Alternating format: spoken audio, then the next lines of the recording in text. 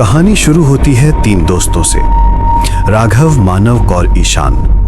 तीनों कॉलेज के बाद पहली बार कहीं घूमने निकले थे। राघव हमेशा कहता था, भाई जिंदगी में थोड़ा एडवेंचर जरूरी है, वरना यादें क्या बनेंगी।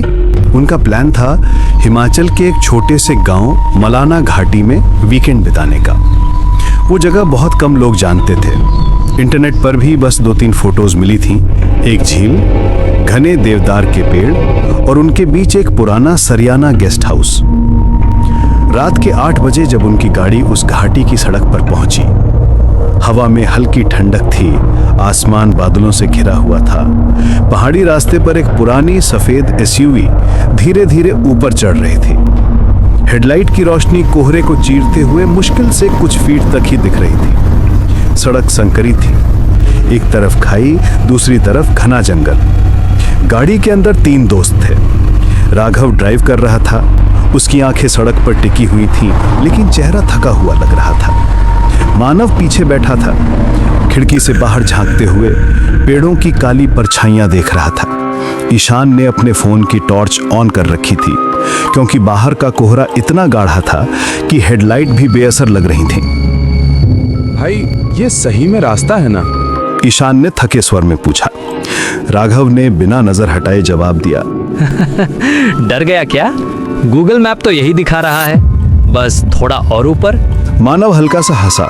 कहीं ये गूगल मैप हमें ऊपर से सीधा नीचे घाटी में न गिरा दे। गाड़ी आगे बढ़ी और धीरे धीरे कोहरा और घना होता गया। रास्ता अब कंकरीला था। टायरों के नीचे छोटे छोटे पत्थर चरमराते हुए आवाज कर रहे थे।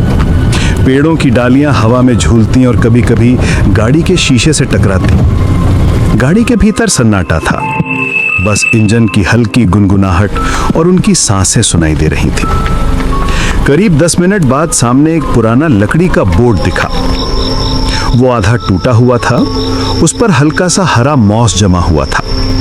बोर्ड पर लिखा था, Sariyana guest house, welcome to peace. लेकिन पीस शब्द पर किसी ने गाढ़े लाल रंग से क्रॉस का निशान बना दिया। राघव ने धीरे से कहा, लगता है यही है। ईशान ने माथे पर शिकन डाली।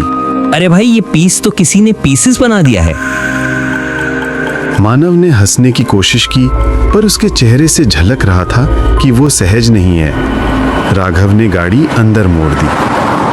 गेस्ट हाउस तक पहुंचने वाला रास्ता कीचड़ और जड़ों से भरा हुआ था। दोनों ओर ऊंचे देवदार के पेड़ थे, जिनके बीच से हल्की धुंध रेंगती हुई नीचे उतर रही थी। कभी कभी हवा चलती तो पेड़ों की डालियां एक दूसरे से टकराती और ऐसा लगता मानो कोई फुसफुसा रहा हो।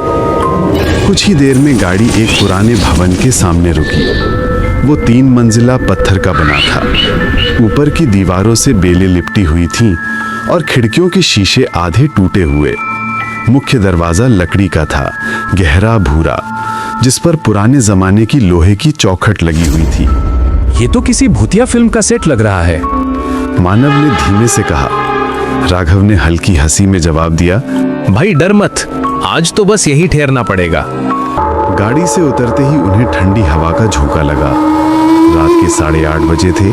आसमान में चांद बादलों में छिपा हुआ था और चारों तरफ एक ऐसी शांति थी जिसमें हर आवाज गूंज जाती थी। राघव ने दरवाजे पर दस्तक दी। अंदर से कोई हलचल हुई। दरवाजा धीरे धीरे खुला और सामने आया एक बूढ़ा चौकीदार। उसके बाल सफेद थे, आंखें धसी हुई और चेहरे पर एक गहरी झुर्रियों की लकीर। वो बिना कुछ बोले कुछ सेकंड तक तीनों को घूरता रहा, फिर भारी आवाज में बोला, 3 कमरे खाली हैं, मगर ऊपर वाला मत लेना। राघव ने मुस्कुराते हुए पूछा, क्यों बाबा, ऊपर क्या है? भूत है क्या? बूढ़ा धीरे से बोला, जो ऊपर गया वो नीचे नहीं आया। एक पल के लिए माहौल ठंडा पड़ गया। ईशान ने घबराकर कहा, हम नीचे ही ले लेते हैं। बूढ़ा सिर हिलाता हुआ अंदर चला गया और तीनों उसका पीछा करते हुए गेस्ट हाउस में दाखिल हुए। अंदर की हवा सीलन भरी थी। दीवारों पर नमी के निशान थे और छत से लटकती पुरानी लाइट पीली झिलमिलाहट दे रही थी। सीढ़ियां लकड़ी की थीं और हर कदम पर हल्की आवाज दे दी। फर्श पर पुराने गलीचे बिछे थे जिनसे हल्की सड़ी सी गंध आ रही थी। तीनों को नीचे वाले 2 कमरे मिले। राघव ने हंसते हुए कहा, यार अगर ऊपर कुछ है भी तो उसे डिस्टर्ब क्यों करें? मानव ने कहा। भूत नहीं, ह्यूमिडिटी ज्यादा है यहाँ। उन्होंने अपना सामान खोला, गैस स्टोव निकाला और थोड़ा खाने का सामान टेबल पर रख दिया। बाहर अब हल्की बर्फ गिरने लगी थी। खिड़की के बाहर सफेद परतें जमने लगी और हवा के साथ झोंके अंदर तक महसूस हो रहे थे, जो सीधे हड्डियों में उतर रही थी। रात करीब 10 बजे तीनों ने आग जलाई। गेस्ट हाउस का मुख्य हॉल बड़ा था। बीच में फायरप्लेस, दीवारों पर पुराने शिकार के चित्र और एक टूटी घड़ी। आग की लपकें लकड़ी को खा रही थीं और उसकी चमक उनके चेहरों पर पड़कर अजीब छायाएं बना रही थी। मानव ने बियर खोलते हुए कहा, भाई सोचो अगर सच में ऊपर कुछ हो। राघव मुस्कुराया। होगा भी तो फोटो ले लेंगे, वायरल हो जाएगा वीडियो। तीनों हंसे, लेकिन तभी ऊपर की मंजिल से कोई आवाज आई, जैसे कोई भारी चीज फर्श पर गिरी हो। ठक। तीनों चुप। मानव ने गर्दन उठाई। ये क्या था? ईशान ने डरते हुए कहा, कोई जानवर होगा। लेकिन कुछ पल के बाद वो आवाज फिर आई। इस बार जैसे कोई धीरे धीरे चल रहा हो। राघव ने टॉर्च उठाई। चल देखते हैं। ईशान ने कहा, पागल है क्या? तुझे याद नहीं उस बूढ़े ने क्या कहा था? लेकिन राघव ऊपर जाने लगा। सीढ़ियां पुरानी थीं, हर कदम पर चरमराहट होती, दीवारों पर धूल जमी थी। ऊपर पहुंचकर देखा, लंबा गलियारा, 4 दरवाजे और सबसे अंत में एक दरवाजा आधा खुला हुआ। राघव ने धीरे से धक्का दिया। कमरा अंधेरे में डूबा हुआ था। अंदर सिर्फ एक पुरानी लकड़ी की कुर्सी थी जो अपने आप हिल रही थी। झूला सी कुर्सी जो आगे पीछे झूल रही थी, मानो कोई उस पर बैठा हो और अभी अभी उठा हो। तीनों जड़ हो गए। राघव ने टॉर्च की रोशनी कुर्सी पर डाली, लेकिन वहां कुछ नहीं था। फर्श पर बस पुराने पैर के निशान थे, जैसे गीले पैरों से कोई चला हो। मानव ने डरते हुए कहा, राघव चलो तुरंत नीचे चलते हैं।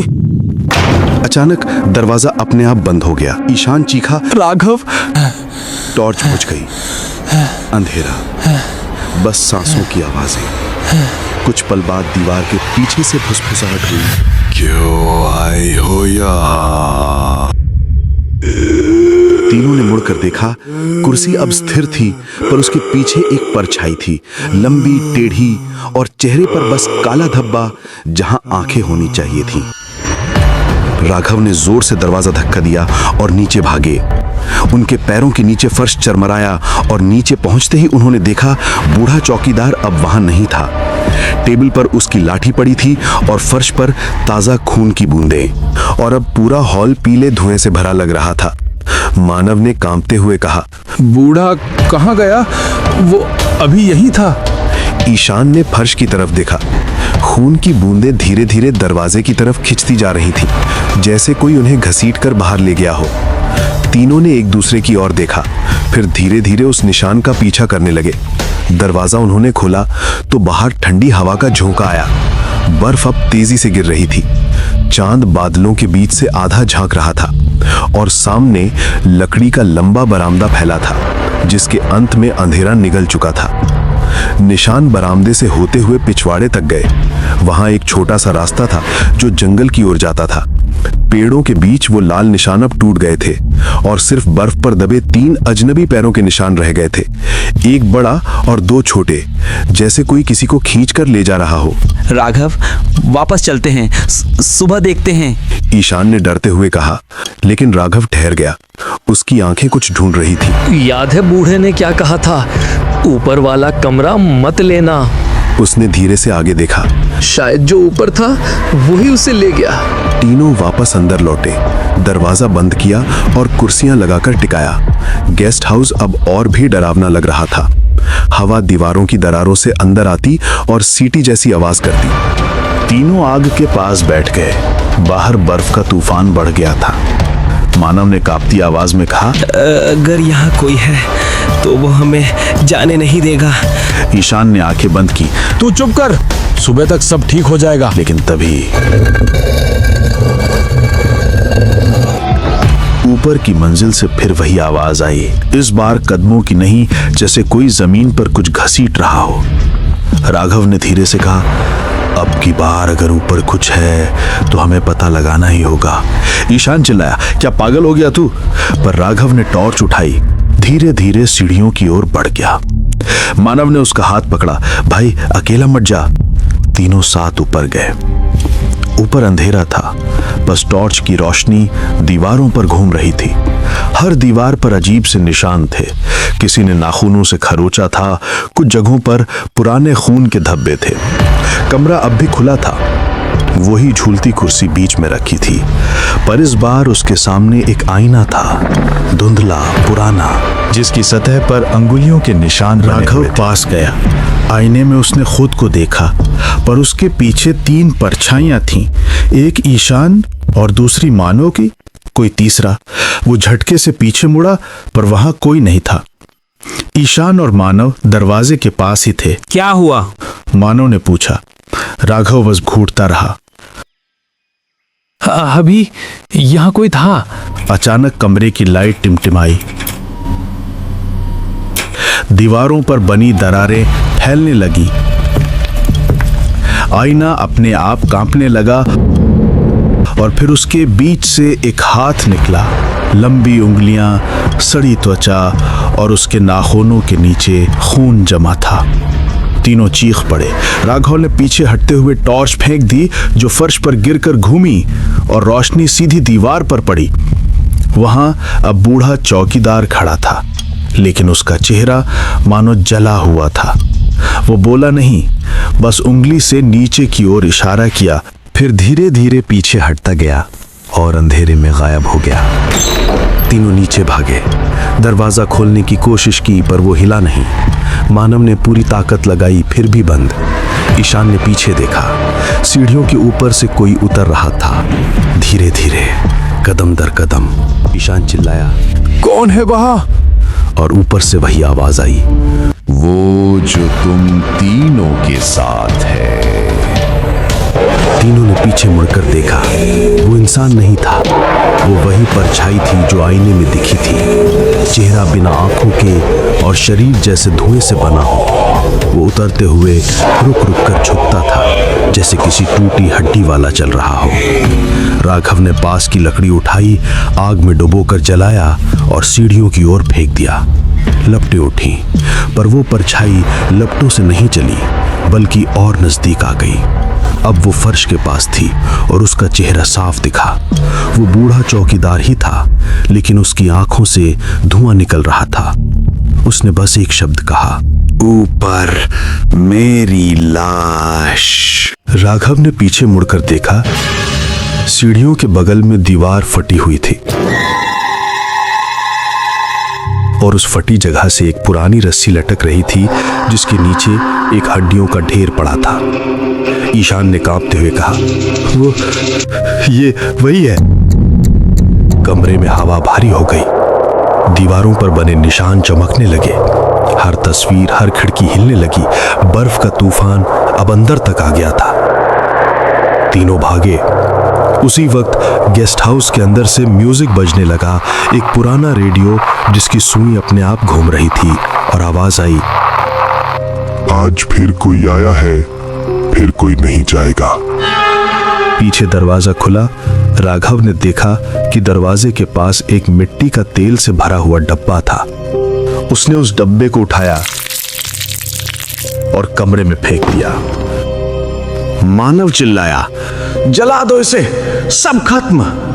राघव ने माचिस निकाला और जलाकर फेंक दिया। आग भड़क उठी, गेस्ट हाउस जलने लगा। तीनों बाहर भागे, लेकिन तभी ईशान अचानक से वहीं पर रुक गया। उसकी आंखें खोखली थीं, चेहरा अजीब सा था। वो बोला, तुम दोनों जाओ, मैं तो यहीं रहता हूं। और वो धीरे धीरे पलटा। उसके चेहरे पर वही परछाई थी जो उन्होंने ऊपर देखी थी। राघव और मानव ने भागते हुए पीछे पलटकर देखा। गेस्ट हाउस राख में बदल गया, लेकिन खिड़की से वो काला साया झांक रहा था। सूरज निकला और गांव के कुछ लोग वहां पहुंचे। उन्हें बस राख मिली और 2 घायल लड़के, राघव और मानव। पुलिस ने रिपोर्ट में लिखा, तीसरा लड़का गायब है, शायद आग में झुलस गया। लेकिन जब राघव होश में आया तो उसने कहा वो अब भी वहीं है, ऊपर वाले कमरे में, और वो हम तीनों में से एक था। अगर आपको ऐसी कहानियां पसंद हैं जिन्हें सुनकर सांस थम जाए, दिल जोर जोर से धड़कने लगे और अंधेरे में अकेले बैठना मुश्किल हो जाए, तो अभी हमारा चैनल राज और इबरत सब्सक्राइब कर लीजिए। यहां आपको मिलेंगे खौफनाक हॉरर कार्टून्स, ऐसी कहानियां जिनमें चीखें भी हैं और सन्नाटा भी, अंधेरे राज जिनका अंजाम रूह तक हिला देता है, और वो सच जिसे सुनने की हिम्मत हर कोई नहीं करता। हम लाते हैं इबरत और सीख से भरी मोरल स्टोरीज, हकीकत पर आधारित कहसानी कहानियां, गांव देहात के डरावने और रहस्यमयी किस्से, और ऐसी कहानियां जो सिर्फ कहानी नहीं, एक चेतावनी होती है। हर वीडियो में एक नया डर, एक नया राज और एक ऐसा अंत जो देर तक आपके दिमाग से नहीं निकलता।